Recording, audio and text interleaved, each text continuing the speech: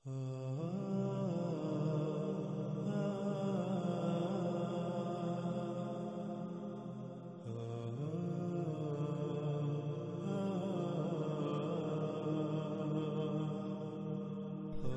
اب ہم بات کریں گے مزید مختلف پہلوؤں سے ذوالقرنین علیہ السلام پر۔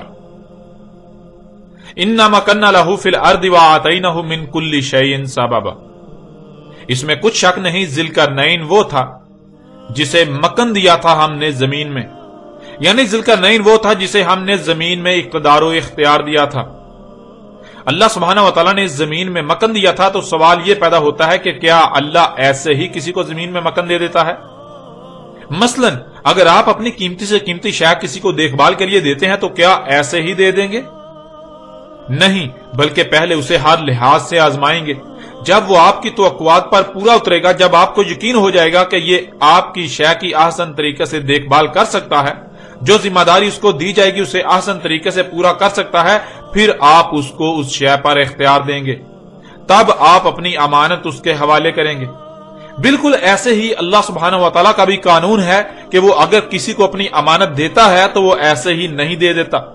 بلکہ اللہ پہلے اسے ہر لحاظ سے آزماتا ہے، اسے آزمائشوں میں ڈالتا ہے، فتنے میں ڈالتا ہے۔ جب وہ ثابت قدم رہے، وہ اپنے آپ کو اس امانت کا اہل ثابت کرے، اللہ تب اپنی امانت اسے سونپتا ہے۔ تو ناظرین، یہاں سوال یہ پیدا ہوتا ہے کہ جسے اللہ سبحانہ وتعالی نے ذوالقرنین کہا، یعنی وہ شخص جسے زمین کے دونوں مخصوص کرن دیے گئے، زمین کے مغرب و مشرق تک کا اقتدار دیا گیا، مکن دیا گیا، حکومت دی گئی، کیا اللہ نے اسے بغیر آزمائش میں ڈالے، یعنی بغیر امتحان فتنے میں ڈالے ہی زمین کے دونوں مخصوص کرن دے دیے، زمین کے مغرب و مشرق تک کا اقتدار دے دیا، مکن دے دیا؟ نہیں، بالکل نہیں، ایسا نہیں ہو سکتا، کیونکہ اللہ اپنی سنت تبدیل نہیں کرتا، اللہ اپنے قانون میں، اپنے طریقے میں رائے برابر بھی رد و بدل نہیں کرتا۔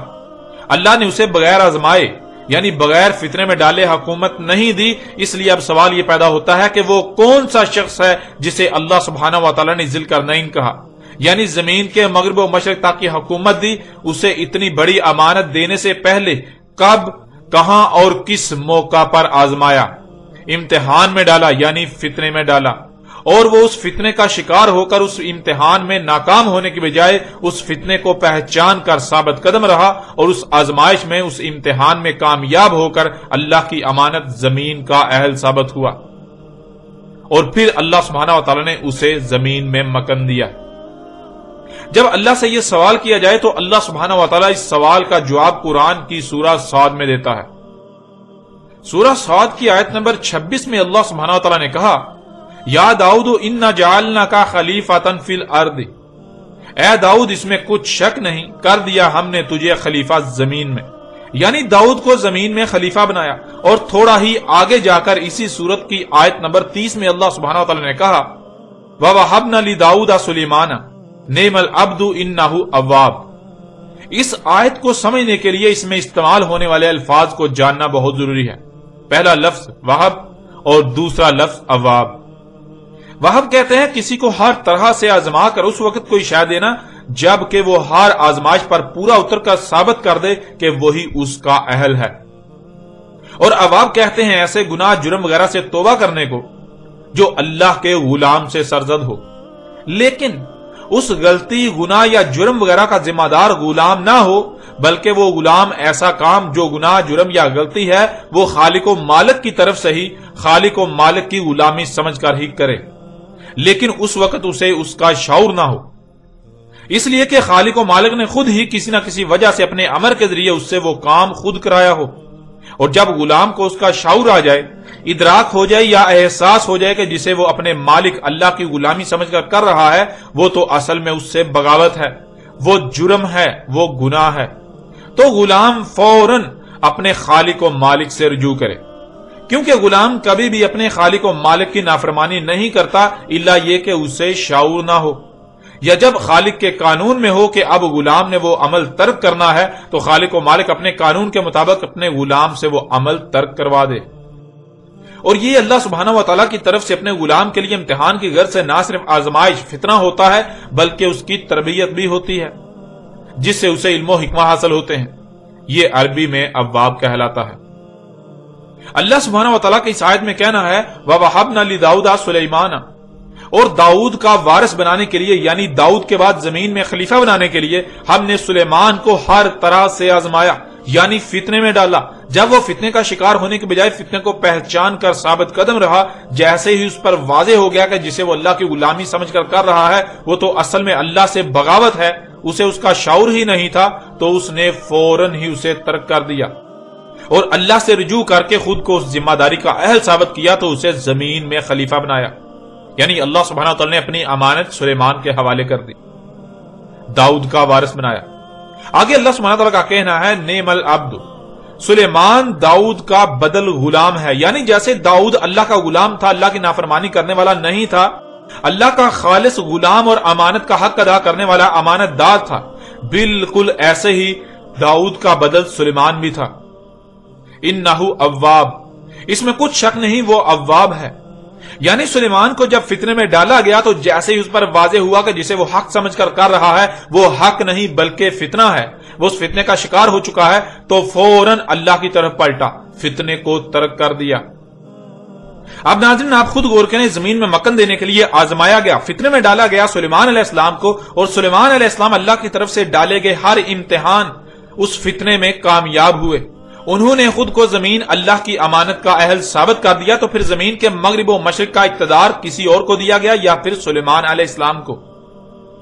ذوالقرنین اللہ کے نبی سلیمان علیہ السلام تھے یا پھر اسکندر اعظم آتش پرست مشرک اور سائرس ایرانی مشرک؟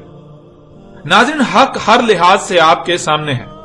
جب القرنین یعنی مخصوص دو کن زمین کے مغرب و مشرق تک مکن دینے کے لیے آزمایا گیا داؤد کے بیٹے سلیمان کو، فتنے میں ڈالا گیا داؤد کے بیٹے سلیمان کو، اور پھر سلیمان ہر لحاظ سے اس فتنے میں کامیاب رہے، اس نے خود کو القرنین کا اہل ثابت کیا، تو القرنین کسی اور کو دے دیے گئے، وہ بھی ان کو جو مشرک اعظم تھے، سکندر اعظم یا سائرس ایرانی۔ ایسا کیسے ہو سکتا ہے؟ اس لیے ذوالقرنین وہ شخصیت جسے دونوں مخصوص قرن حاصل ہوئے، یعنی زمین کے مغرب و مشرق کا اقتدار دیا گیا، جسے زمین کے مغرب و مشرق تک مکن دیا گیا، وہ اللہ کے نبی سلیمان علیہ السلام تھے، نہ کہ کوئی اور۔ وہ داؤد کے بیٹے سلیمان علیہ السلام تھے، نہ کہ سائرس ایرانی یا سکندر اعظم مشرک۔ ناظرین حق کس قدر واضح ہو جانے کے باوجود بھی اگر کوئی یہ کہتا ہے کہ نہیں سلیمان کے علاوہ کوئی اور ذوالقرنین تھا، تو جسے بھی وہ ذوالقرنین کہے اسے یہ ثابت کرنا ہوگا کہ اللہ نے اسے اس مقصد کے لیے اپنی امانت دینے کے لیے آزمایا، فتنے میں ڈالا، اور پھر وہ اس فتنے میں کامیاب رہا اور خود کو القرنین کا اہل ثابت کر دیا۔ اور اگر کوئی ایسا نہیں کر سکتا، جو کہ ناممکن ہے، تو وہ جان لے دنیا کی کوئی طاقت حق کا رد نہیں کر سکتی۔ ذوالقرنین اللہ کے نبی داؤد کے بیٹے سلیمان علیہ السلام تھے، دنیا کی کوئی طاقت اس بات کا رد نہیں کر سکتی۔ پھر ناظرین دیکھیں اللہ سبحانہ تعالیٰ نے سورہ صاد میں آگے یہ بات بھی بالکل واضح کر دی کہ سلیمان علیہ السلام کو فتنے میں ڈالا تھا، یعنی سلیمان کو آزمایا تھا، اور پھر اس کے بعد جو کچھ ہوا وہ بھی اللہ سبحانہ و تعالیٰ نے اس قرآن میں اگلی آیات میں بالکل واضح کر دیا۔ سورہ صاد کی آیت نمبر 34 میں اللہ سبحانہ تعالیٰ کا کہنا ہے وَلَقَدْ فَتَنَّا سُلَيْمَانَ وَأَلْقَيْنَا عَلَى كُرْسِيِّهِ جَسَدًا ثُمَّ أَنَابَ۔ وَلَقَدْ فَتَنَّا سُلَيْمَانَ، اور تحقیق کے یعنی تم اپنی تحقیق کر لو، اپنے گوڑے دوڑا لو، جو کہا جا رہا ہے یہی حق ہے، یہی حقیقت تمہارے سامنے آئے گی کہ فتنے میں ڈالا تھا ہم نے سلیمان کو، یعنی آزمایا ہم نے سلیمان کو، اور وہ فتنہ کیا تھا اللہ سبحانہ و تعالیٰ نے وہ بھی آگے واضح کر دیا۔ وَأَلْقَيْنَا عَلَى كُرْسِيِّهِ جَسَدًا، اور ڈالا تھا ہم نے اس کی کرسی پر ایک جسد، ثُمَّ أَنَابَ، پھر حق واضح ہونے پر فوراً پلٹا، اللہ سے رجوع کیا۔ ناظرین جیسا کہ دجال کے موضوع پر گزشتہ ایک ساتھ میں یہ بات کھول کھول کر واضح کی جا چکی کہ وہ اقوام جو اس قرآن کے نزول سے پہلے زمین پر آباد تھیں، جیسے کہ قوم نوح، قوم عاد، قوم سمود، قوم لوط، قوم شعیب یا پھر آل فرعون وغیرہ، وہ لوگ قوت میں بہت بڑھ کر تھے، یعنی آج انسانوں کو جو قوت حاصل ہے مشینوں کی صورت میں، ایجادات کی صورت میں، اور بلند و بانگ عمارتوں، آسائشوں، سہولتوں، آسانیوں کی صورت میں، یا پھر اسلحے و بارود کی صورت میں، وہ قومیں موجودہ قوم یعنی دنیا میں آباد موجودہ لوگوں سے ان سب میں 90% بڑھ کر تھیں۔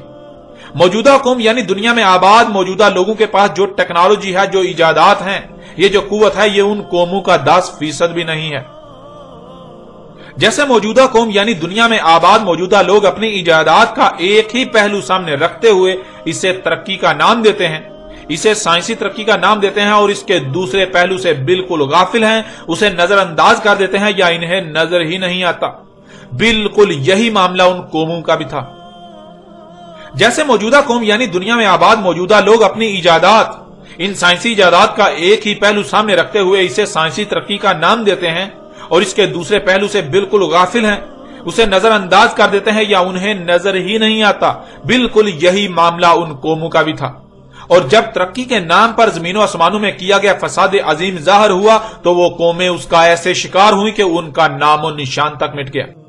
یعنی جدیدیت اور ترقی کے نام پر جب ان قوموں نے بھی موجودہ قوم کی طرح زمین و آسمانوں میں مفسد اعمال کیے، اور جب ان مفسد اعمال کے رد عمال انتہائی تباہ کن ہلاکتوں کی صورت میں وقوع پذیر ہوئے، تو ان کے اپنے ہی ہاتھوں سے کیے جانے والے اعمال کے سبب ان کا نام و نشان تک مٹ گیا، اور بعد والوں کو جو پیچھے بچے، جو کچھ وہ چھوڑ کر گئے تھے، اس کا وارث بنا دیا گیا۔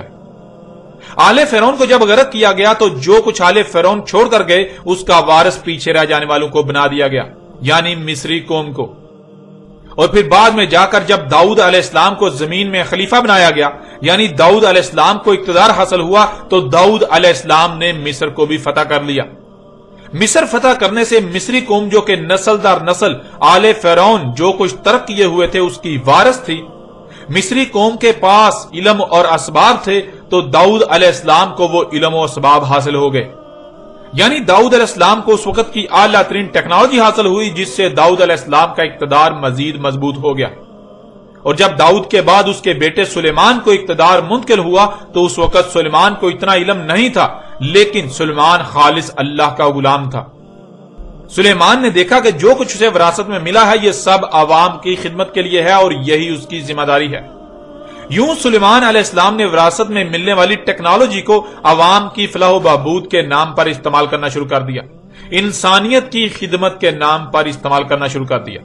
جدید سفر کے ذرائع کی مارکیٹیں وجود میں آ گئی، بیجوں میں جنیاتی تبدیلیاں کر کے زیادہ خوشنما اور کم وقت میں فصلیں اگائی جانے لگیں، جس سے بیماریاں اور فساد آہستہ آہستہ بڑھنے لگا۔ سلیمان کو اس بات کا اندازہ نہیں تھا کہ ان بیماریوں کے بڑھنے کی وجوہات کیا ہیں، بلکہ وہ الٹا اپنے سائنسدانوں کو ان بیماریوں پر قابو پانے کے لیے ادویات کی تیاری میں لگائے رہا کہ وہ انسانیت کی خدمت کر رہے ہیں۔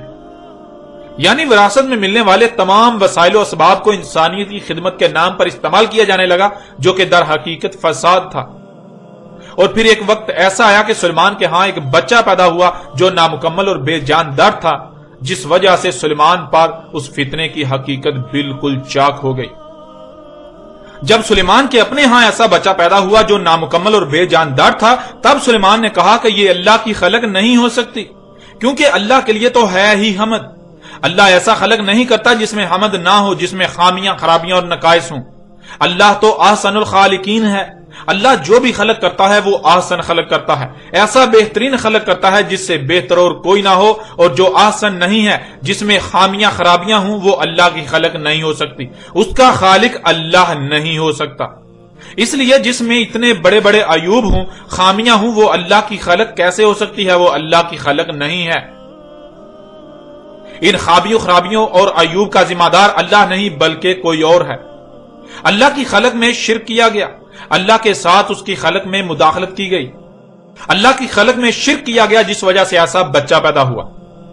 تو حق کیا ہے اسے جاننے کے لیے سلیمان علیہ السلام نے اس نامکمل اور بے جان دردنما پیدا ہونے والے بچے پر تحقیقات کا حکم جاری کر دیا۔ جب تحقیقات کی گئی کہ ایسا بچہ پیدا ہونے کی وجوہات کیا ہیں، تو یہ بات سامنے آئی کہ جو کھاؤ گے وہی پروڈکٹ وجود میں آئے گی، جو کھاؤ گے وہی بنے گا۔ جو فصلیں اگائی جا رہی ہیں وہ انتہائی کم وقت میں زیادہ سے زیادہ اور خوش نما تو ہیں، لیکن ان کے استعمال کرنے والوں کو فساد ہی کا سامنا کرنا پڑے گا، کیونکہ انسانی جسم کو جن عناصر کی ضرورت ہوتی ہے ان میں وہ تمام عناصر نہیں پائے جاتے، اور ان کی مقدار و معیار بھی وہ نہیں ہوتا جو انسانی جسم کو درکار ہوتا ہے۔ یعنی ساری کی ساری ذمہ داری حکومت پر عائد ہوئی۔ ناظرین، جیسے آج کوئی واقعہ ہوتا ہے تو اس کی حقیقت جاننے کے لیے تحقیقاتی کمیٹی تشکیل جاتی ہے، جو تحقیقات کر کے اصل وجوہات اور اصل محرکات کو سامنے لاتی ہے، بالکل ایسے ہی جب سلیمان کے اپنے ہاں ایسا بچہ پیدا ہوا جو نامکمل اور بے جان تھا، ایک ڈر تھا، تو سلیمان نے یہ بات جاننے کے لیے کہ ایسا کیسے ہوا، کیوں ہوا، تحقیقاتی کمیٹی تشکیل دی، اس کی مکمل تحقیقات کروائیں۔ جب اس بچے پر تحقیقات کی گئیں تو اس کی ساری ذمہ داری حکومت پر عائد ہوئی۔ حکومت کے سربراہ چونکہ سلیمان علیہ السلام تھے، اس لیے ساری ذمہ داری سلیمان کی کرسی پر پڑی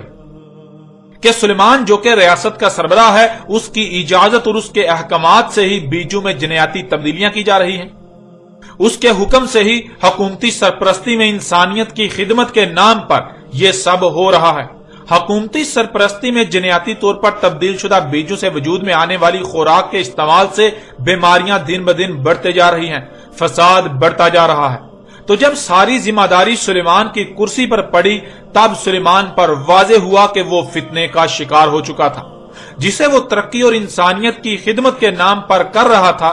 جسے وہ اللہ کی غلامی سمجھ کر کر رہا تھا، اصل میں تو یہ سب فساد ہے، یہ دجال ہے۔ وہ اس دجال کے فتنے کا شکار ہو چکا تھا، وہ اس کا ایک پہلو دیکھ رہا تھا، دوسرا پہلو جو کہ اصل حقیقت تھی وہ اس سے بالکل چھپی ہوئی تھی، وہ تو اب سامنے آئی۔ تو جیسے ہی سلیمان پر یہ فتنہ جو کہ دجال کا فتنہ تھا، اس کی حقیقت واضح ہوئی، تو سلیمان علیہ السلام نے فوراً اللہ سے رجوع کیا، جس کا ذکر اللہ نے اسی آیت میں کر دیا، وَلَقَدْ فَتَنَّا سُلَيْمَانَ وَأَلْقَيْنَا عَلَى كُرْسِيِّهِ جَسَدًا ثُمَّ أَنَابَ۔ اور تحقیق کے فتنے میں ڈالا ہم نے سلیمان کو، آزمایا ہم نے سلیمان کو اور ڈالا ہم نے اس کی کرسی پر ایک جسد، پھر وہ فتنہ واضح ہونے پر، حق واضح ہونے پر فوراً اللہ کی طرف پلٹا۔ قال رب اغفر لی وہب لی ملکا لا ينبغی لأحد من بعدی انک انت الوہاب۔ قال رب اغفر لی، کہا تھا سلیمان نے، اے میرے رب غفر کر میرے لیے، یعنی اب تک جو کچھ بھی ملاوٹیں ہوئیں، فطرت میں چھیڑ چھاڑ ہوئی میری وجہ سے، ان ملاوٹوں کو نکال کر مخلوقات کو، فطرت کو فساد سے پاک کرنا بھی میرے لیے کر دے، کہ آج تک جو بھی فساد ہوا،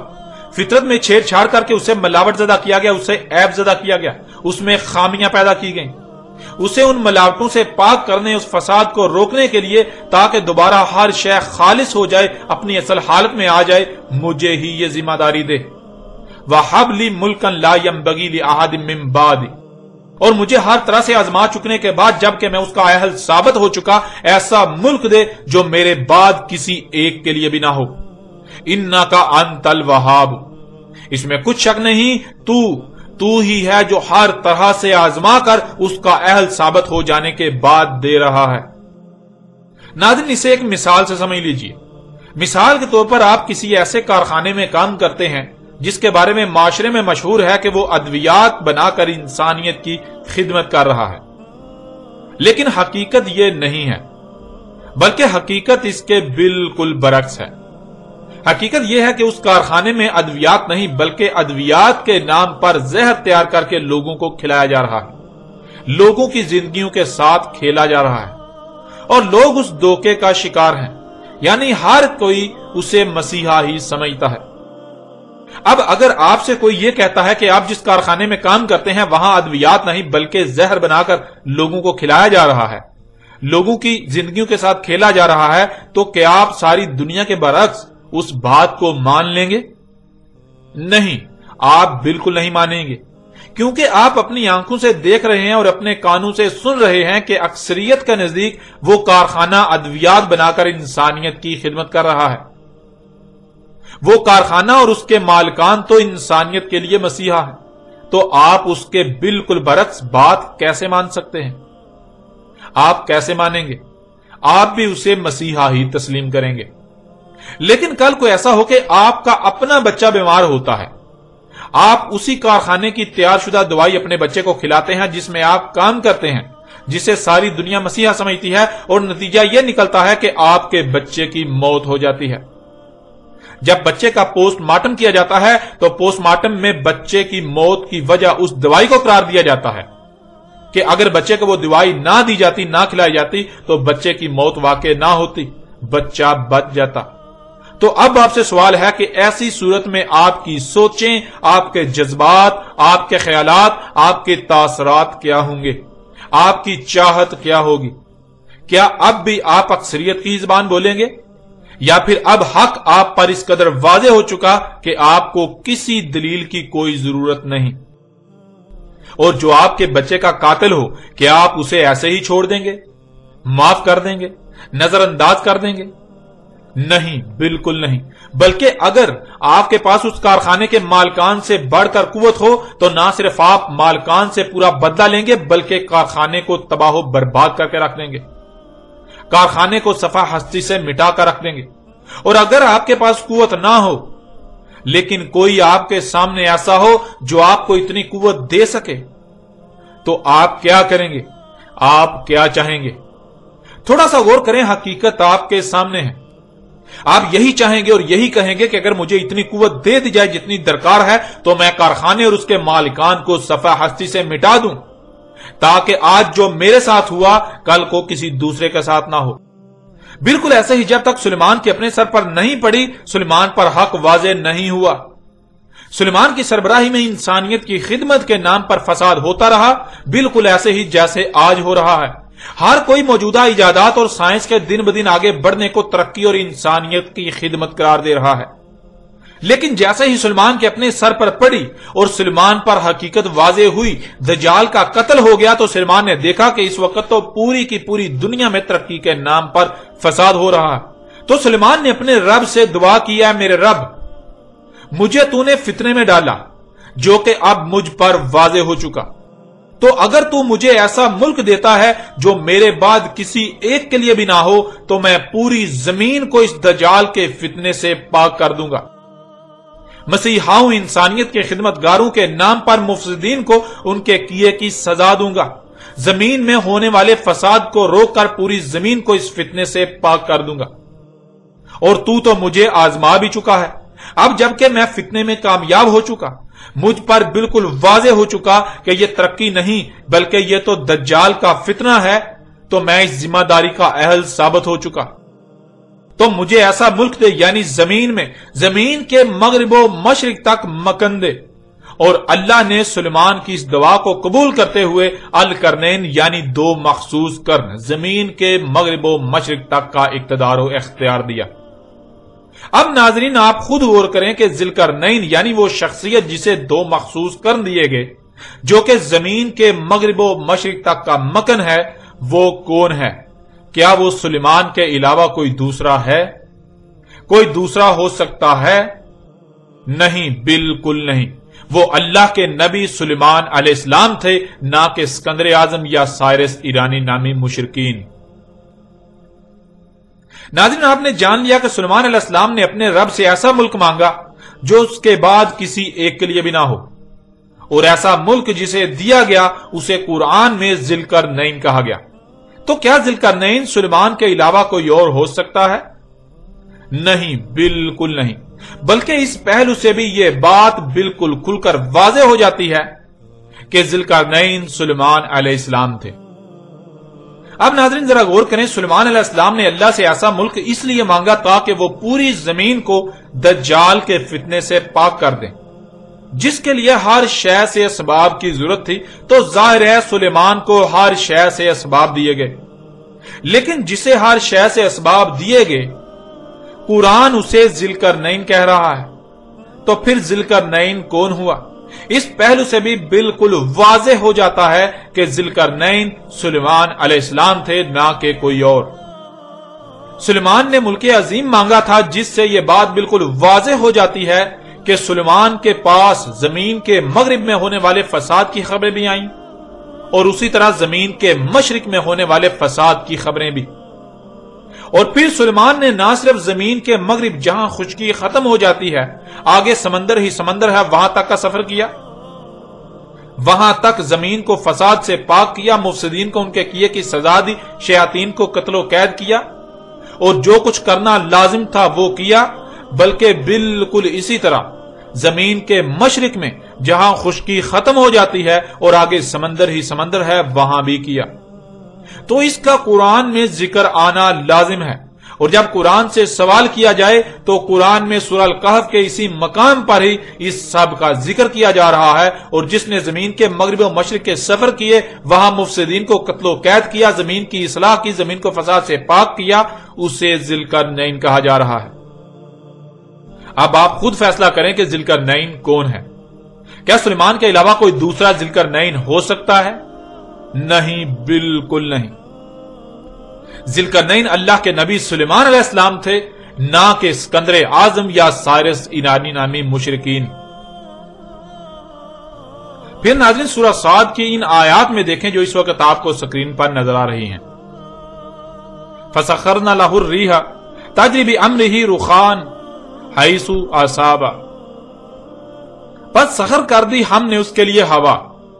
یعنی اس کے اختیار میں دے دیا ہم نے ہوا کو، جو اس کے امر سے بہتی تھی، جو کہ اس کے تیز ترین سواری کے ذرائع تھے جہاں کہیں بھی اس کو جانا ہوتا تھا۔ وَالشَّيَاطِينَ كُلَّ بَنَاءٍ وَغَوَّاصٍ،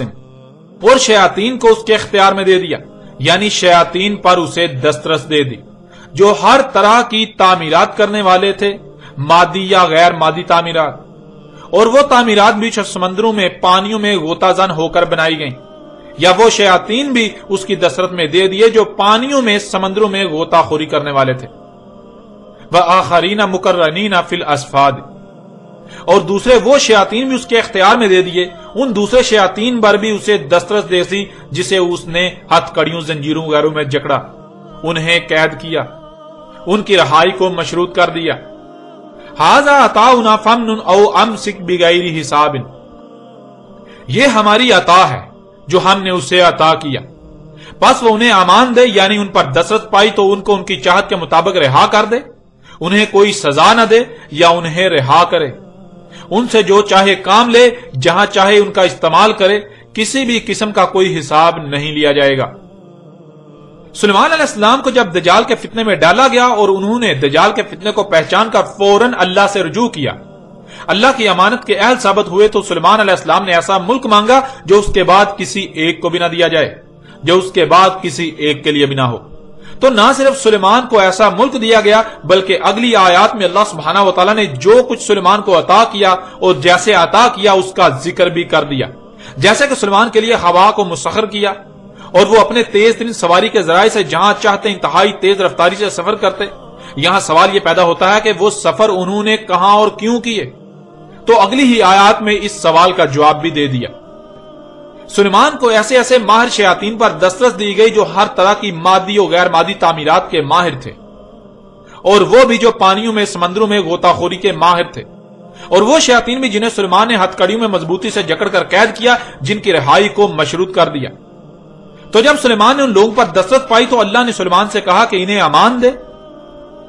یا ان سے کام لے، انہیں قید کر، انہیں سزا دے، تجھ سے کسی قسم کا کوئی حساب نہیں لیا جانے والا۔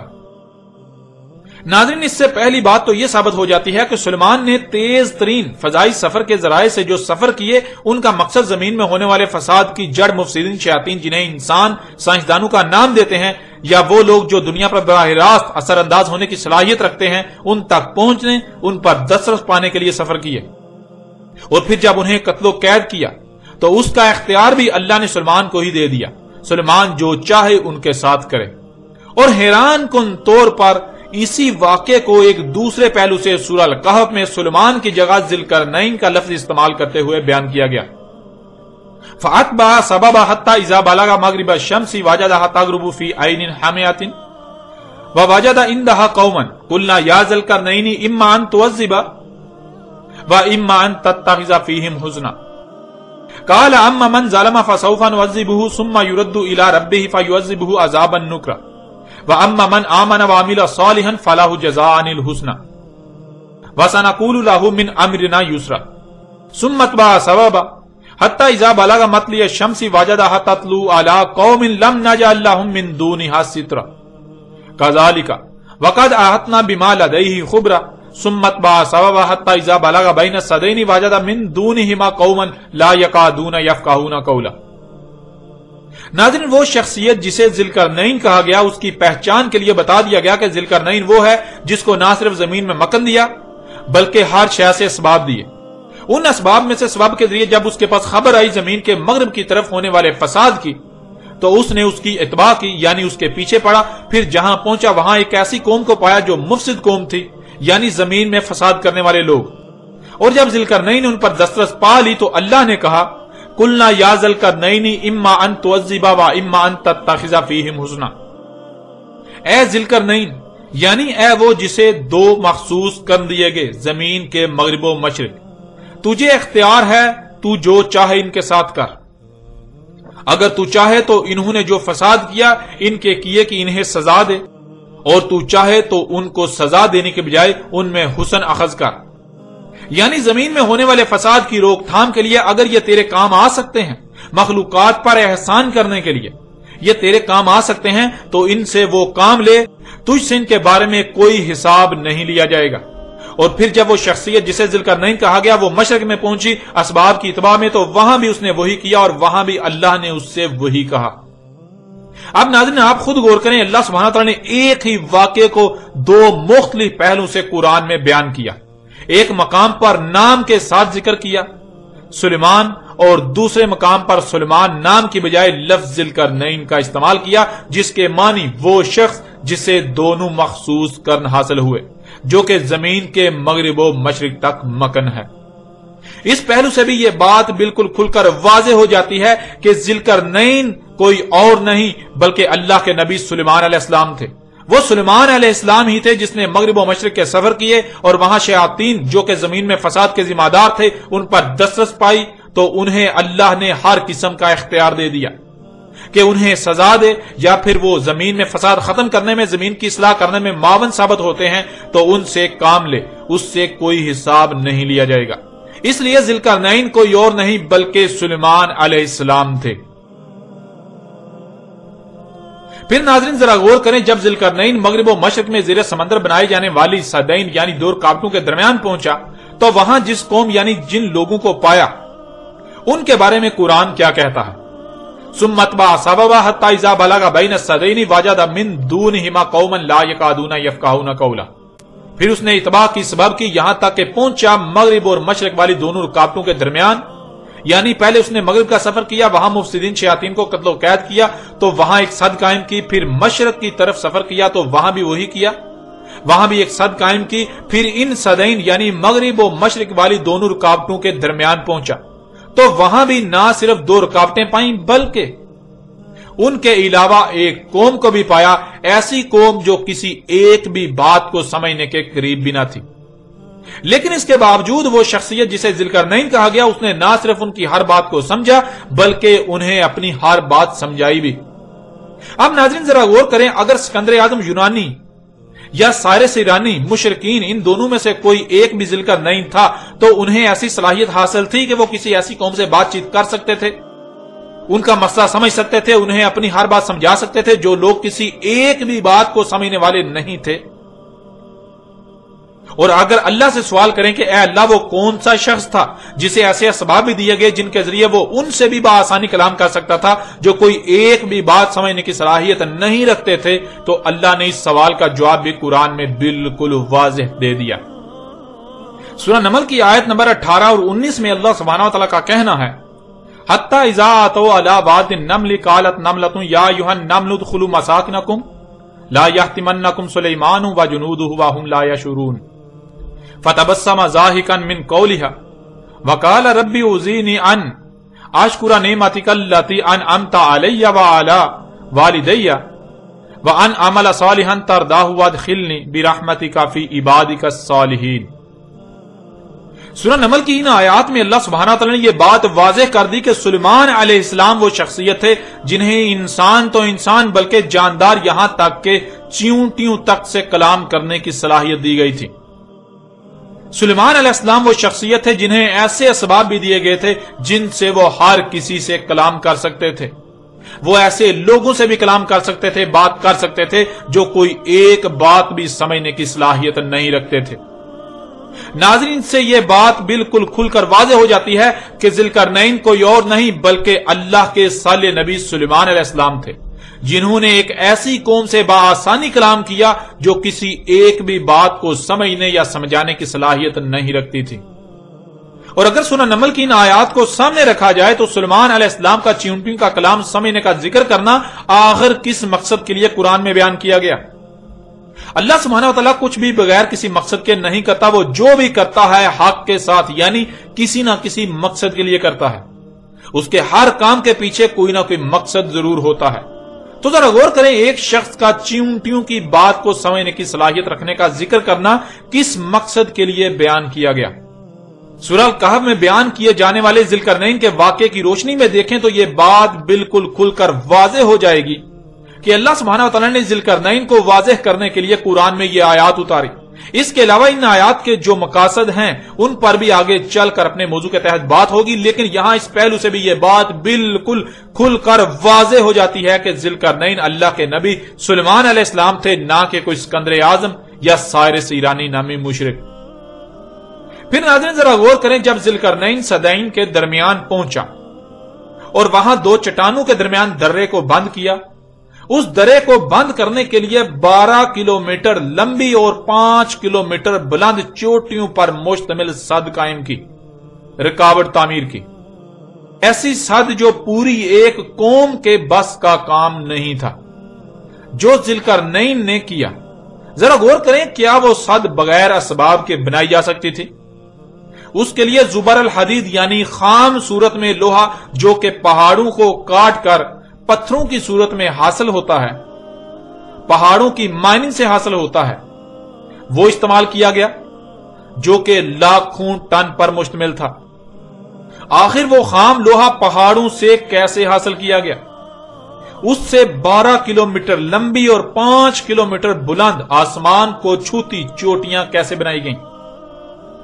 ان سب کے لیے نہ تو صرف ماہر تعمیرات جنہیں انجینئرز وغیرہ کہا جاتا ہے ان کی ضرورت ہوتی ہے، بلکہ انتہائی باری مشینری کی بھی ضرورت ہوتی ہے۔ اور یہ سب اسباب کس کو دیے گئے؟ کس کے اختیار میں ایسے ماہر انجینئرز تھے؟ پھر اس سد کی تعمیر کے لیے ہزاروں ٹن پگھلا ہوا تانبا استعمال کیا گیا۔ اتنی بڑی مقدار میں تانبا پگھلانے کے لیے نہ صرف غیر معمولی بڑے دانتوں کو پگھلانے والے برتن اور وسائل درکار ہیں، بلکہ ان برتنوں میں غیر معمولی مقدار میں پگھلے ہوئے تانبے کو اٹھا کر ہزاروں میٹر بلند چوٹیوں پر انڈیلنے کے لیے ماہر لوگوں اور غیر معمولی تعمیراتی مشینوں کا ہونا لازم ہے۔ تو یہ سب کس کو دیا گیا؟ کس کے پاس ایسے وسائل تھے اور کس نے ان وسائل کو اس مقصد کے لیے استعمال کیا؟ جب اللہ سے یہ سوالات کیے جائیں تو اللہ سبحانہ و تعالیٰ قرآن میں ان کے جوابات یوں دیتا ہے، وَلَقَدْ آتَيْنَا دَاوُدَ مِنَّا فَضْلًا يَا جِبَالُ أَوِّبِّ مَعَهُ وَالطَّيْرَ وَأَلَنَّا لَهُ الْحَدِيدَ، اور تحقیق کہ ہم نے دیا داؤد کو ہم سے فضل، اے پہاڑوں اویبی ہو جاؤ اس کے ساتھ، اور اے فضا میں تیرنے والو تم بھی۔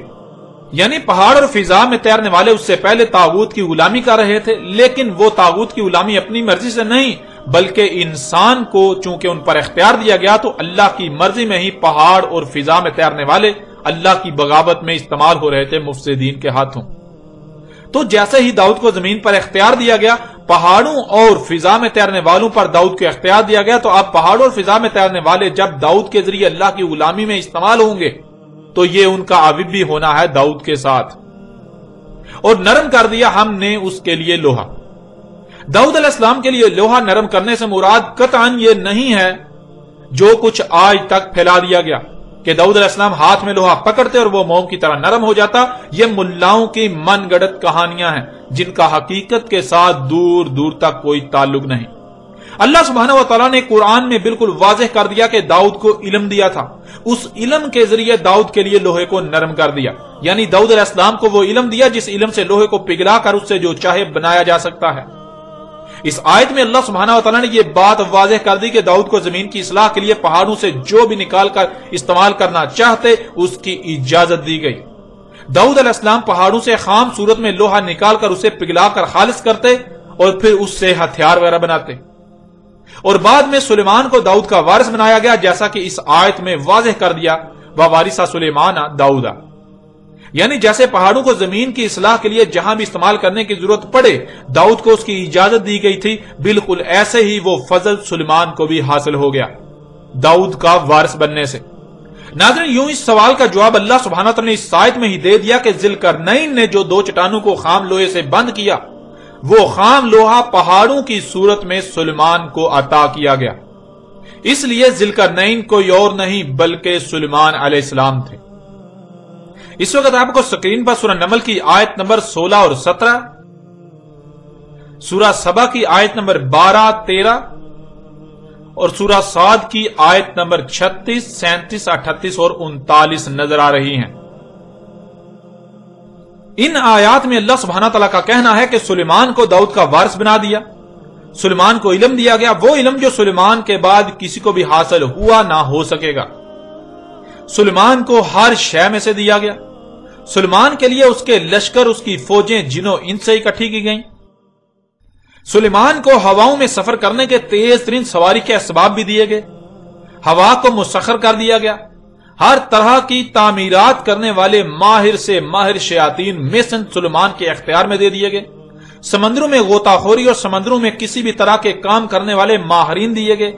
سلیمان کے لیے پگھلے ہوئے تانبے کا چشمہ جاری کر دیا گیا، یعنی بڑی مقدار میں تانبا سلیمان نے کہیں ایسے پگھلا کر استعمال کیا جیسے کہ تانبے کا چشمہ جاری کر دیا گیا ہو. جنوں ان سے ہر طرح کے ماہرین، سائنسدان، انجینئر، تعمیراتی کاموں کے ماہر، ایجادات کرنے والے، سب کے سب سلیمان کے لیے کام کرتے تھے. ہر طرح کا جدید ترین اسلحہ بناتے، اور وہ سب کا سب بناتے جو پہلی ہلاک شدہ اقوام بھی بنا چکی تھیں. جس کی بھی اللہ کے قانون میں زمین کی اصلاح کے لیے ضرورت ہوتی، وہ سب وہ سلیمان کے لیے بناتے.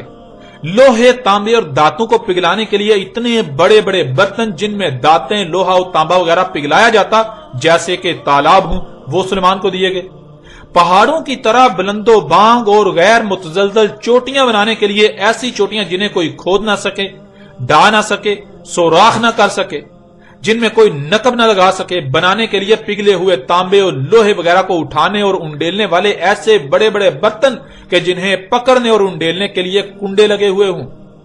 ان سے پہاڑوں کی طرح بلند و بانگ غیر متزلزل چوٹیاں بناتے سلیمان کے لیے اس کے حکم سے. ایسے ایسے ماہر شیاطین سلیمان کے اختیار میں دے دیے. ناظرین ذرا غور کریں، اس سب کے سب کی ضرورت تو ذوالقرنین کو تھی. ان سب کے سب کا استعمال تو ذوالقرنین نے کیا، لیکن یہ سب کچھ دیا گیا سلیمان کو، تو ذوالقرنین کون ہوا؟ ناظرین اب ذرا غور کریں، اس سب کے سب کی ضرورت تو ذوالقرنین کو تھی، لیکن یہ سب کا سب دیا گیا سلیمان کو، تو ذوالقرنین کون ہوا؟ ذوالقرنین سلیمان علیہ السلام تھے. اور ان سب کا استعمال تو ذوالقرنین نے کیا، لیکن یہ سب کا سب دیا گیا سلیمان کو، تو ذوالقرنین کون ہوا؟ ذوالقرنین سلیمان علیہ السلام تھے. ایسے ماہرین تعمیرات اور تعمیراتی اسباب یعنی مشینیں وغیرہ تو ذوالقرنین کے پاس ہونی چاہیے تھی، کیونکہ یہ سب کا سب تو استعمال کیا ذوالقرنین نے، لیکن یہ سب کا سب دیا گیا سلیمان کو، تو ذوالقرنین کون ہوا؟ ظاہر ہے سلیمان ہی ذوالقرنین تھا. غیر معمولی مقدار میں تو تانبے کو پگھلا کر ذوالقرنین نے استعمال کیا صد کی تعمیر میں، لیکن غیر معمولی مقدار میں تانبا دیا گیا سلیمان کو، اسے پگھلانے کے لیے تالابوں کی مانند کنڈے لگے برتن جن سے ان تالابوں نماد برتنوں میں پگھلے ہوئے تانبے کو نہ صرف پگھلایا جا سکے اور پگھلایا بلکہ اٹھایا جا سکے، اور اٹھایا کس نے؟ سلیمان نے. اور جن مشینوں، جس قوت سے اٹھایا گیا، یہ سب کا سب کسے دیا گیا؟ یہ سب کا سب دیا گیا سلیمان کو. تو ذوالقرنین کون ہوا؟ ظاہر ہے ذوالقرنین تو سلیمان اللہ کا نبی ہی تھا، نہ کہ کوئی اور.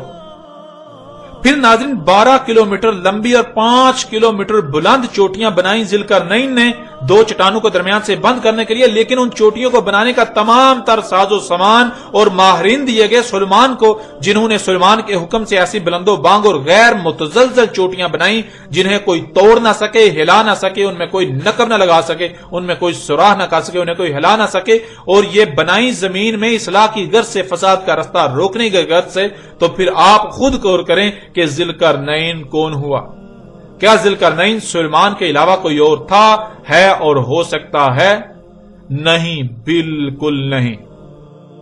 یوں اس حوالے سے بھی بالکل واضح ہو گیا کہ ذوالقرنین اللہ کے نبی سلیمان علیہ السلام تھے.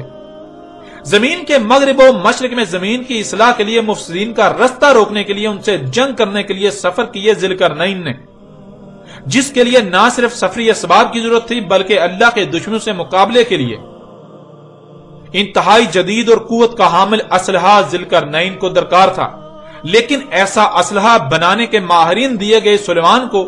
ایسا اسلحہ وہ بناتے تھے سلیمان کے لیے، یعنی اسلحہ دیا گیا سلیمان کو اور استعمال کرنے والے کو ذوالقرنین کہا جا رہا ہے۔ تو کیا یہ دو الگ الگ شخصیات کا ذکر کیا جا رہا ہے یا پھر ایک ہی شخصیت کا ذکر کیا جا رہا ہے؟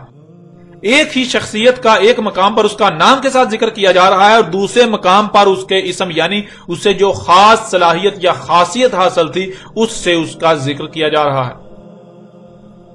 یوں ناظرین اس پہلو سے بھی یہ آپ پر بالکل کھل کر واضح کر دیا گیا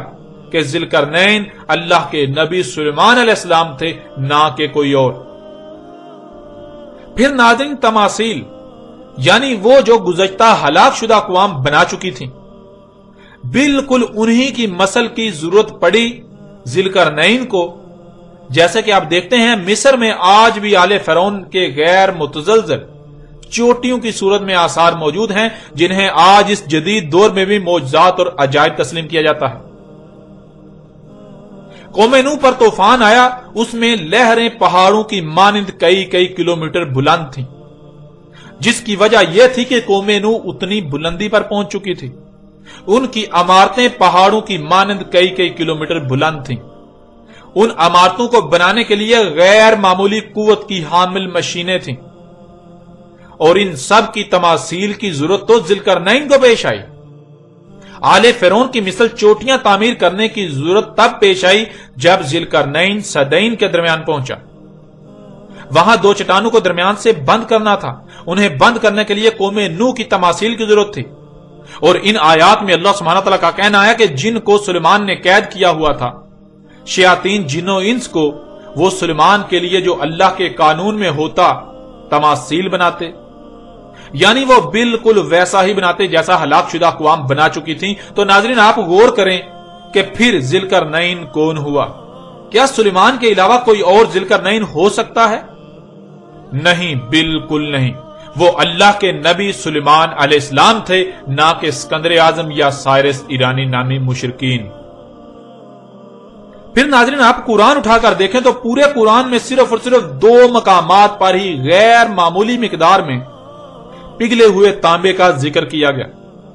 ان میں سے ایک مقام پر اس کے استعمال کا ذکر کیا گیا اور استعمال کرنے والے کو ذوالقرنین کہا گیا، اور دوسرے مقام پر اس کا ذکر کیا گیا جسے وہ اتنی غیر معمولی مقدار میں تانبا دیا گیا، جس نے وہ غیر معمولی مقدار میں تانبا پگھلایا، اور وہ سلیمان علیہ السلام تھے۔ اب آپ خود غور کریں کہ کیا ذوالقرنین اور سلیمان دو الگ الگ شخصیات تھیں یا پھر ایک ہی شخصیت سلیمان علیہ السلام؟ وہ سلیمان علیہ السلام تھے جنہیں دوسرے مقام پر ذوالقرنین کہا جا رہا ہے، یعنی سلیمان ہی وہ شخصیت تھی جسے دو مخصوص قرن حاصل تھے، اور دو مخصوص قرن زمین کے مغرب اور مشرق تھے۔ سلیمان ہی وہ شخصیت تھی جسے زمین کے مغرب و مشرق تک کا اقتدار دیا گیا، یعنی مکن دیا گیا۔ اب ناظرین دنیا کی کوئی طاقت اس حق کا رد نہیں کر سکتی کہ ذوالقرنین داؤد علیہ السلام کے بیٹے سلیمان علیہ السلام تھے۔